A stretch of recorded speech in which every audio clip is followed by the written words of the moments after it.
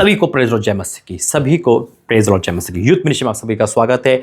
मेरे लिए चेतावनी वाली भविष्यवाणी है, सुनना और समझना 2025 जवानों के लिए बड़ा डेंजर है और परमेश्वर के अनुग्रह से हम और आप बचाए जाएंगे जब हम परमेश्वर के अधीन होंगे, जब हम परमेश्वर के इस वचन को खोल के इस पे पढ़ना शुरू करेंगे और उसको मानना शुरू करेंगे तो बचाए जाएंगे।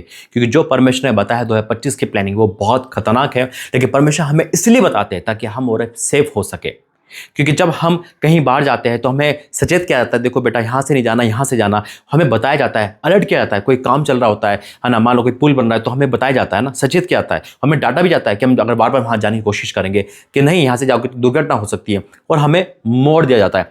यानी कि एक डर जो है वो हमारे जीवन में, परमेश्वर का भय हमारे जीवन में होना चाहिए, और इससे ही हम पाप से बच सकते हैं। कि जब तक परमेश्वर का भय हमारे जीवन में नहीं होगा हम फ्रीडम रहेंगे। अगर हम ये सोचते हैं अरे परमेश्वर तो क्षमा करने वाला है, कोई बात नहीं, आज गर्लफ्रेंड घुमा लेते हैं, आज शराब पी लेते हैं, शाम को माफ़ी मांग ले कि वो तो माफ़ कर ही देगा, माफ़ तो कर देगा, लेकिन अनुग्रह हमसे हट जाएगा और फिर हम वहाँ पहुँच जाएंगे जहाँ उड़ा पुत्र पहुँचेगा। और जहाँ उड़ा पुत्र पहुँचा था हम नहीं जानते, है ना, हम नहीं जानते वो मार्ग कौन सा है। हम सोचते हैं कि अरे ये मार्ग अच्छा है ना, ये मार्ग बुरा है। कभी कभी हम अपने परमेश्वर का मार्ग को ही बुरा कहते हैं, लेकिन हम अच्छे मार्ग को, यानी कि जो शैतान की ओर से चमकता मार्ग है, हम उसको कैच कर लेते हैं और हम गड्ढे में फंस जाते हैं। लेकिन आज परमेश्वर कुछ बताने आए मेरे अजीजों।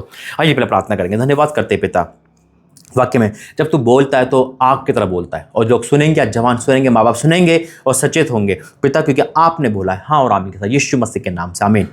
2025 अश्लीलता का बहुत फैलेगा, अश्लीलता है ना, नंगापन, जैसे कहते हैं इंस्टाग्राम पे हो, सोशल मीडिया पे हो, और हर जगह हम देखेंगे और सुनेंगे, और बहुत सारे ऐसे क्राइम नौजवानों के अंदर होंगे जो हम और आपको परमेश्वर इसलिए बता रहा है हम खुद भी बचे और प्रार्थना करें। अगर हम और आप इस वचन में हैं तो बचाए जाएंगे। जैसा भी मैंने बोला था, कुछ मार्ग जो मनुष्य को अच्छा दिख पड़ता है लेकिन अंत में मृत्यु होती है ना। हम सोच रहे हैं ये भी तो ऐसे घूम रहे हैं, मैं भी घूमूं तो क्या हो जाएगा ना, ये भी तो मेरी उम्र की है, ये तो मेरा उम्र का है। और हम इस भूल में आकर हम अपने मार्ग को, यानी कि परमेश्वर के मार्ग को छोड़कर एक बेकार का मार्ग को कैचअप कर लेते हैं। हम ये सोचते हैं अरे परमेश्वर का मार्ग तो बोर है, वहाँ प्रार्थना करो, वचन पढ़ो, कुछ नहीं कर सकते, इंजॉय नहीं कर सकते। और इंजॉयपन हमारे जीवन का सबसे ज़्यादा सौरव बन जाता है, दुख का बन जाता है।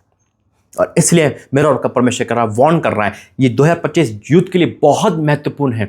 हमें आपको आगे बढ़ना है, हमें और आपको परमेश्वर में आगे बढ़ना है। जितने यूथ हैं, मेरे भाई बहन हैं, छोटे हैं, बड़े हैं, जितने सुन रहे हैं, मैं आपसे निवेदन करूंगा कि प्रार्थना में पहला स्थान दीजिए। कम बैक करें, उड़ाव पुत्र की तरह नौबत ना आए कि जब हम सुअर के साथ खाना खाएं, जब हम कीचड़ में खाना खाएं, जब हम अपने यहाँ पे में आए, उससे पहले ही हमें अपने यहाँ पे में आना है ताकि ये नौबत ना आए। वचन कहता है, यहेजकेल 3:17 में लिखा है, परमेश्वर मुझे चेतावनी देता है, वार्न करता है और परमेश्वर हमें बताता है। देखो कई बार हम अपने बच्चों को डांटते हैं, है ना, समझाते, बुलाते हैं, भाई बाहर से आ जाओ, है ना, उनके साथ मत खेलो, है ना, वहाँ मत जाओ, वहाँ पे कुछ बेकार के लोग हैं, वहाँ शराब पी रहे हैं, वहाँ जुआ चल रहा है, ऐसे करके करते हैं। लेकिन नहीं सुनते। जब नहीं सुनते तो माँ बाप तेज आवाज में छड़ी लेकर आते हैं, या नहीं, है ना। और जो छड़ी उठाना कोई पाप नहीं है, वचन कहता है ना। और जब हम डांटते तो बच्चे कहते भाग के आते हैं, है ना। तो परमेश्वर छड़ी ना उठाए उससे पहले हम वापस आ जाए। ऐसा ना हो कि परमेश्वर को छड़ी उठाना पड़े, कि हमें बचाने के लिए छड़ी भी उठानी पड़े, कि परमेश्वर तो उठा लेता है वो। तो वचन क्या कहता है यहेजकेल 3:17 में, हे मनुष्य के संतान, मैंने तुझे, प्रभु ने, मैंने नहीं चुना, परमेश्वर मुझे चुना, मैंने तुझे इजराइल के घराने के लिए पहरुआ नियुक्त किया है। एक पहरुआ, एक रक्षक नियुक्त किया है, एक जागने वाला नियुक्त किया है।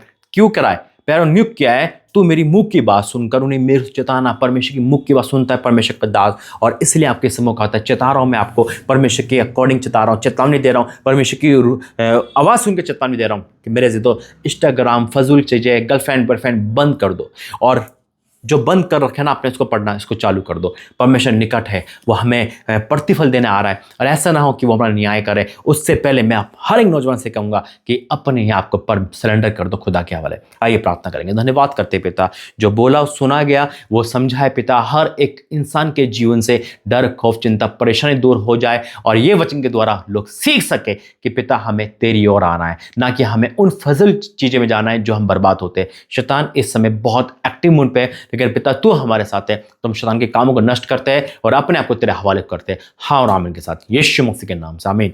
God bless you. जय मसीह।